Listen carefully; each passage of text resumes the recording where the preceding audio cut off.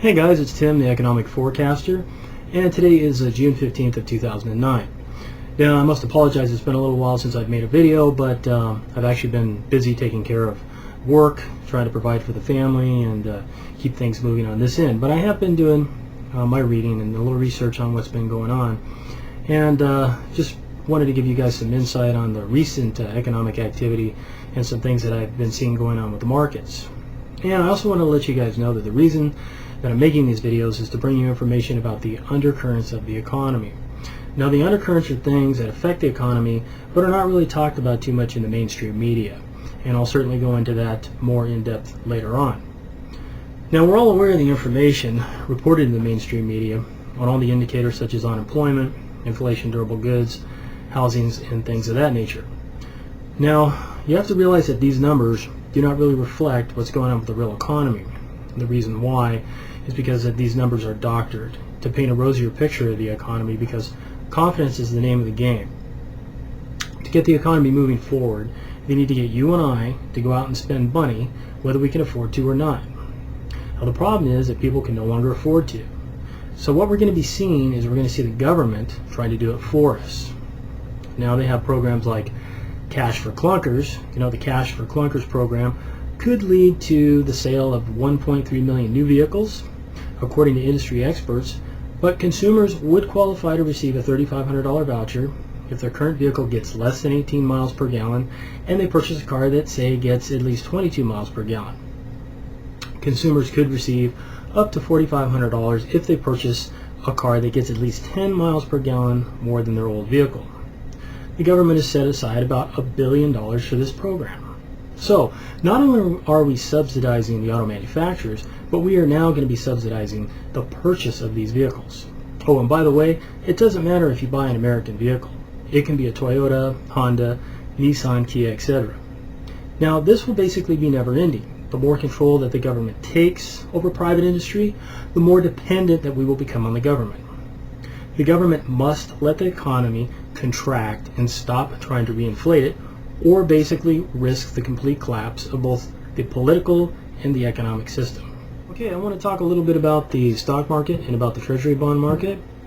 We've continued to see a lot of volatility in the Treasury bond market, and it's pretty much what I've expected. The Federal Reserve has pushed a lot of debt out into the market. It's a little hard for the market to digest. Again, they've been running so much interference that we really kind of have to just let the smoke clear before we can get a real idea on what damage has really been done. We also have debt that's maturing, bonds that the government had sold a while back that they'll also have to roll that debt over. So they've got their hands full, so we'll just have to kind of continue to see how that plays out. If you want any idea or indication on how the stock market is going to perform, you watch the Treasury bond market, because once interest rates shoot up, it really puts pressure on consumers, government, and corporations to be able to borrow money to fund their operations.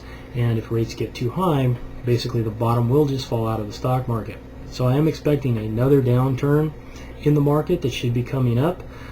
In one of my earlier videos, I predicted that the Dow would probably top out no higher than 9,000, the S&P at 1,000. We are already starting to see a little bit of a turn in the stock market with where rates have been going up. And you know, this does affect, once again, the housing market, which is where the Federal Reserve and the Treasury and the administration have been basically putting all hopes of any recovery in our economy. You know, as rates move up, it basically shoots holes in any hopes of there being a recovery in the housing sector. There are a ton of adjustable rate mortgages getting ready to reset over the next couple of years. These are people who bought with interest-only loans or the adjustable rate mortgages. Higher rates are also impacting corporate borrowing. I just saw yesterday that Six Flags Magic Mountain had filed for Chapter 11 bankruptcy. Now, that doesn't mean that they're going away.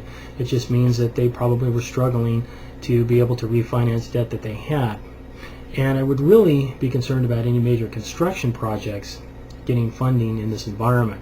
And I don't mean to really single anyone out, but Las Vegas comes to mind. They've got a lot of big construction projects that are going on, and that's going to really put a lot of pressure on them to be able to get funding. And I just would really keep an eye on that sector if you watch the markets at all.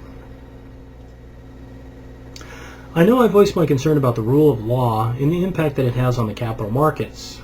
We have witnessed unethical actions with the executive, legislative, and judicial branches of our government. Let me make one thing clear. I am a political atheist. I know we are a government of the people and by the people, but we are not a government for the people. Thomas Jefferson once said, quote, "A wise and frugal government, which shall leave men free to regulate their own pursuits of industry and improvement, and shall not take from the mouth of labor the bread that it has earned. This is the sum of a good government." Unquote. We as a nation are truly in uncharted waters. Our elected officials seem to have forgotten the oath that they took to protect and defend the Constitution of the United States of America.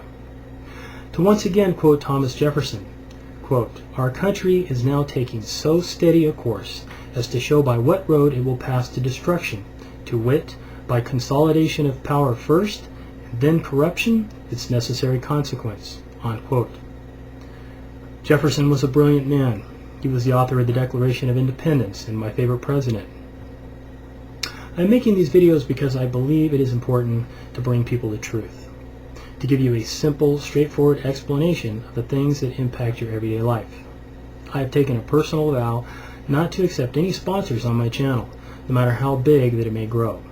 I want you to have an unbiased opinion on matters of the economy. I will do my best to provide you with accurate and prompt information. Thank you for watching, and I look forward to your comments.